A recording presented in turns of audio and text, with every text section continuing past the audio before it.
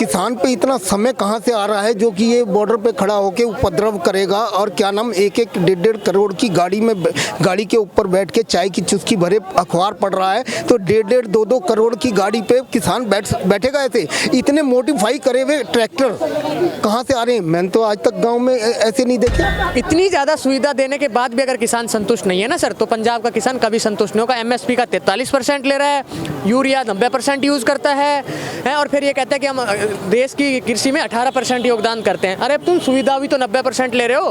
मोदी जी ने उनके अकाउंट में पैसा डलवाया। आज गांव-गांव जाके देखिए कैसी सड़कें थी और आज गांवों की सड़कें कैसी हो गई हैं। सोच के लिए बाहर जाते थे खेतों में इधर उधर, आज उनके घर में शौचालय, सब कुछ मोदी जी की देन है वो सब। सर ये क्या करते हैं, 4 किले बेचे, 15-16 करोड़ कनाडा गए, अयासी करके आए, फिर वापस आके फिर आंदोलन जाए, MSP चाहिए, फलाना चाहिए। किसान सर सरसों की कटाई आ रही है, कहाँ से किसान आएगा, कौन काटेगा? और सरसों का क्या रेट था? 2000 रुपये क्विंटल था 2014 में। अभी सरसों क्या बिक रही है? आज के टाइम में 9000 रुपये क्विंटल सरसों का रेट है सर, बिना नमी का। मोदी जी इनको खाने के मौका नहीं दे रहे हैं। इनकी दुकान में तो ताला लगा दिए, अब वो चाबी ढूंढ रहे हैं, लेकिन मोदी जी के पास से चाबी नहीं जाने वाला है। पब्लिक सब समझ रहा है कि मोदी देश के हित में काम करते हैं कि अपना घर भरते हैं। कोई नहीं है उनको, उठा लेंगे झोला वो। आज भी कहते हैं उठा लूंगा झोला, उनको कोई नहीं है। देखिए पंजाब जो था ना, एक जमाना था कि पंजाब गेहूं का घर माना जाता था, लेकिन आज एमपी आगे क्यों बढ़ा? इन जैसे उपद्रवियों की वजह से पंजाब पिछड़ गया। नहीं तो गेहूं का घर था वो। और किसान की बात रही, ये किसान नहीं है। किसान, मैं गांव से जुड़ा हूँ, लगभग 15 दिन में एक बार गांव जाता हूँ, सबसे मिलता हूँ। किसान आज इतना बिजी है अपने खेतों में, होली के बाद फसल काटेगा, है कटाई चालू होगी, तो किसान पे इतना समय कहाँ से आ रहा है जो कि ये बॉर्डर पे खड़ा होके उपद्रव करेगा और क्या नाम 1-1 1.5 करोड़ की गाड़ी के ऊपर बैठ के चाय की चुस्की भरे अखबार पढ़ रहा है, तो 1.5 2 करोड़ की गाड़ी पे किसान बैठेगा ऐसे? इतने मॉडिफाई करे हुए ट्रैक्टर कहाँ से आ रहे हैं? मैंने तो आज तक गांव में ऐसे नहीं देखे।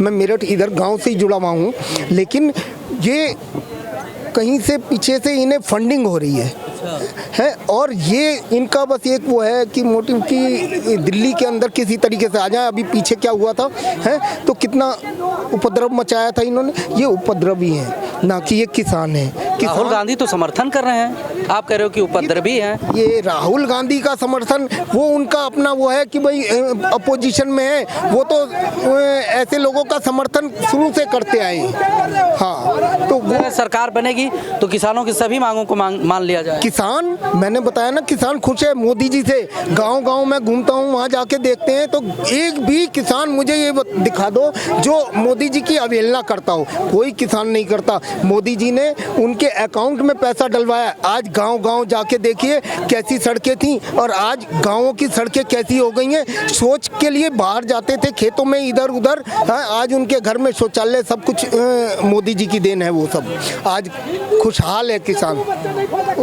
मतलब इसमें राजनीतिक रोटियां सेकी जा रही, सीधा सा मैटर यही है। यस, राजनीतिक रोटियां तो सेकी जा रही हैं, लेकिन कुछ बाहर से जो चाहते हैं, इस देश का फंडिंग जो हो रही है, इस देश का जो नाश करना चाहते हैं, वो है प्रोपेगेंडा। क्या कि अभी देखिए एक देश और अलग बना दो, सब शांत हो जाएगा, बढ़िया हो जाएगा। अच्छा, 24 के चुनाव पे इसका असर पड़ेगा?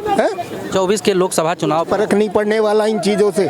बस ये अंदर आएंगे तो ये तो भाई थोड़ा सा वो करेंगे जो इन्होंने पहले करा था, लेकिन इसीलिए गवर्नमेंट ने ये करा है कि भाई तुम अपना धरना प्रदर्शन कर लो, जो करना वहीं कर लो, लेकिन यहाँ आके ये पब्लिक को बरगलाना चाहते हैं। यहाँ थोड़ा सा एक वो जैसे आतंकवाद चल रहा था तो उसमें यहाँ बॉम्ब ब्लास्ट हुए थे जगह जगह, ये यहाँ ऐसा उपद्रव करना चाहते हैं। और इनमें किसान होंगे, किसान तो धरती को पूजता है, धरती पे उपद्रव नहीं करता, ये इसलिए उपद्रवी हैं, ये किसान नहीं है। चलिए सर, किसान ये चाहते हैं कि भारत WTO से बाहर आए, वर्ल्ड ट्रेड ऑर्गेनाइजेशन। उसका एक वो होता है कि आप जितना आपको कृषि से जो मिल रहा है उसका 10% इनको किसानों को सब्सिडी या किसी तरीके से दे सकते हो।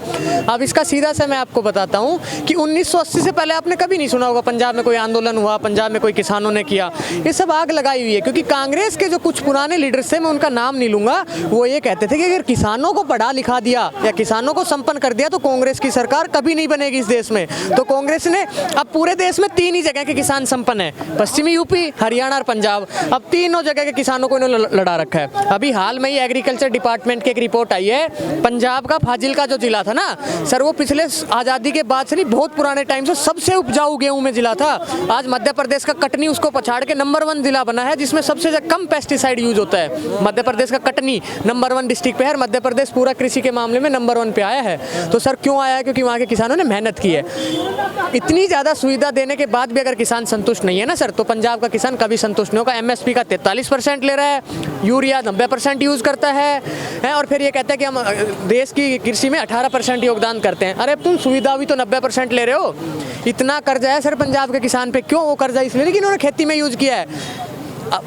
सबसे अहम मुद्दा सर एक बात, सबसे कांग्रेस के टाइम में जब जमीन बिकती थी ना, तो एक रेट होता था हरियाणा पंजाब में कि भाई आपको 1 एकड़ का 1 करोड़ मिल गया, आपने बेच दी, फिर आप फिर कोर्ट में पहुंच गए। तो ऐसे 20 साल तक पैसा लेते थे सरकार से, कोर्ट में पहुंच गए, जमीन ने सरकार ने खरीद ली, लेकिन उसमें खेती अब भी करे थे। बीजेपी सरकार एक पॉलिसी लाई, 1 सर्कल रेट होगा, एक बार जमीन बेच दो, 4 करोड़ में ले लिया, ठीक है, इसके बाद तुम्हारा लेन देन खत्म यही। सर ये क्या करते हैं, 4 किले बेचे, 15-16 करोड़ कनाडा गए, अयासी करके आए, फिर वापस आके फिर आंदोलन, जय MSP चाहिए, फलाना चाहिए।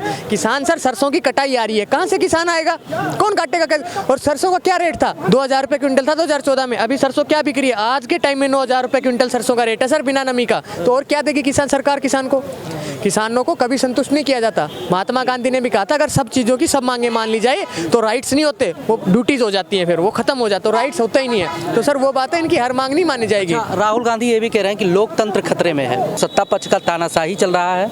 और एग्जाम्पल के तौर पे अगर आज की बात की जाए तो आपने देखा होगा चंडीगढ़ में मेयर चुनाव को लेकर, मेयर चुनाव सुप्रीम कोर्ट ने आम आदमी पार्टी के पक्ष में दे दिया, मान गई बीजेपी, ठीक है, जो हुआ। अब मैं आपको बताता हूँ सर, हरियाणा में इंदिरा गांधी के टाइम में विधानसभा चुनाव हुए थे, जनता दल ने 77 सीट जीती थी और 3 सीट कांग्रेस ने जीती थी, लेकिन मुख्यमंत्री किसका बना था? भजनलाल कांग्रेस का, वो थी तानाशाही। 1975 में इमरजेंसी लगाई, वो थी तानाशाही। 1984 में सिख मरवाए, वो थी तानाशाही। 1979 में मोरारजी देसाई की सरकार गिराई, वो थी तानाशाही। और डरपोक इतनी, जब 1977 में मोरारजी देसाई मुख्य प्रधानमंत्री बने तो अपना खजाना एरोप्लेन में भर के सिंगापुर चली गई इंदिरा गांधी जी, कहते बहादुर थी। क्या थी? सैम बहादुर की पेंशन रोकी, उनको टॉर्चर किया गया, वो थी तानाशाही। 1999 में 96 में अटल बिहारी वाजपेयी की सरकार गिराई, वो थी तानाशाही। इनको बोलते हैं तानाशाही। नसबंदी कराई, इतना कुछ कराया, वो थी तानाशाही। हर आदमी को पकड़ के जेल में डाला गया, वो थी तानाशाही। ना कि ये आप मोदी चोर आप बोल रहे हो फिर कह रहे हो तानाशाही है। तानाशाही में आप ऐसे कैसे बोल सकते हो लीडर को? सर मुद्दा ये है कि मैं ये नहीं कह रहा बीजेपी दूध की दुलिया, बीजेपी बहुत अच्छी पार्टी। मुद्दा है कि विपक्ष कौन है? झुंड बनाने से विपक्ष नहीं बनता, विपक्ष बनता नीतियों से। ना इनके पास नीति है, ना इनके पास नेता है। कोई भी नेता बीजेपी का सपोर्ट कर देता है तो उसको साइड लाइन कर देते हैं। मनीष तिवारी देख लो, शशि थरूर देख लो, कमलनाथ शर्मा देख लो, जो भी इनकी तारीफ कर दे साइड लाइन। आचार्य प्रमोद कृष्णम 32 साल से बीजेपी कांग्रेस में है, राजीव गांधी का सबसे अच्छा साथी था, उनको साइड लाइन कर दिया। ठीक है, आपकी किसी भी आप अखिलेश जिस पार्टी के 4 सांसद है, वो केंद्र में कैसे सरकार चलाएगी? जिस आरजेडी का 1 सांसद नहीं, वो कहता है हम गठबंधन में आएंगे, तो किस तरीके से गठबंधन चलेगा? गठबंधन सर नीतियों से बनता है, और गठबंधन होना बहुत जरूरी है लोकतंत्र में। किसी एक पार्टी को पूर्ण बहुमत मिल जाता है तो पार्टी डिसीजन नहीं ले सकती, लेकिन कुछ चीज़ों में एक पार्टी को बहुमत मिलना बहुत जरूरी है। देखते हैं क्या बात है, मोदी जी इनको खाने के मौका नहीं दे रहे हैं। इनकी दुकान में तो ताला लगा दिए, अब वो चाबी ढूंढ रहे हैं, लेकिन मोदी जी के पास से चाबी नहीं जाने वाला है। पब्लिक सब समझ रहा है कि मोदी देश के हित में काम करते हैं कि अपना घर भरते हैं। कोई नहीं है उनको, उठा लेंगे झोला वो। आज भी कहते हैं उठा लूंगा झोला, उनको कोई नहीं है। तो राहुल गांधी कह रहे हैं नफरत फैला रखे हैं चारों तरफ, नफरत के बाजार में मोहब्बत की दुकान खोल रहे हैं राहुल गांधी। इसकी तो मोहब्बत के दुकान वो हो रहा है कि 5 राज्य में चुनाव हुआ, खत्म हो गया कांग्रेस, यही तो मोहब्बत की राजनीति। जब तक राहुल गांधी ऐसे बयान देते रहेंगे, मोदी जी को फायदा होगा। यूपी का बजट आया, अभी कोई यूपी विधानसभा का बजट आया, कोई विपक्ष का नेता बोला? एक ऐसा बजट, तो एक राज्य में इतने 9000 करोड़ का बजट, आप देखते रहो, आप देखने लायक बजट। और किस में दिया? सारा का सारा बजट इंफ्रास्ट्रक्चर में दे दिया। जिस राज्य में इंफ्रास्ट्रक्चर मजबूत होगा उसमें मजबूती मजबूती होगी, जिसमें लॉ एंड ऑर्डर मजबूत होगा, उसी में तो कंपनी आएंगी ना। तो योगी सरकार है वो भी बीजेपी की काम कर रही है। सर देश को हमेशा बांटा रहा कांग्रेस सरकार ने, हमेशा। 1984 के दंगे करवाए इन्होंने, सिख मरवाए, किन से मरवाए? मुसलमानों से मरवाए। लेकिन आज हिंदू और सिख भाईचारे में इन्होंने बिल्कुल टकराव किया। हमेशा इन्होंने कश्मीर का मुद्दा देख लो, कहीं मुजफ्फरनगर के दंगे देख लो, इन्होंने हमेशा जात धर्म देशद्रोही ये काम करके इन्होंने 400 पार हो पाएगा? 400 पार तो नहीं कह सकते, लेकिन पूर्ण बहुमत से बीजेपी अकेली सरकार बनाएगी। एनडीए की सीटें उनके साथ रहेंगी, लेकिन अपन अच्छा, राहुल गांधी का न्याय यात्रा असर तो डाल ही सकता है ना चुनाव? सर कांग्रेस 26 से 27 सीटों पे सिमट जाएगी। राजनीतिक विश्लेषक कह रहे हैं फलोदी सट्टा मार्केट बोल रहा है, और फलोदी सट्टा मार्केट आज तक के इतिहास का बिल्कुल एग्जैक्ट आवाज देता है। 26 से 27 सीट पे बीजेपी कांग्रेस सिमट जाएगी।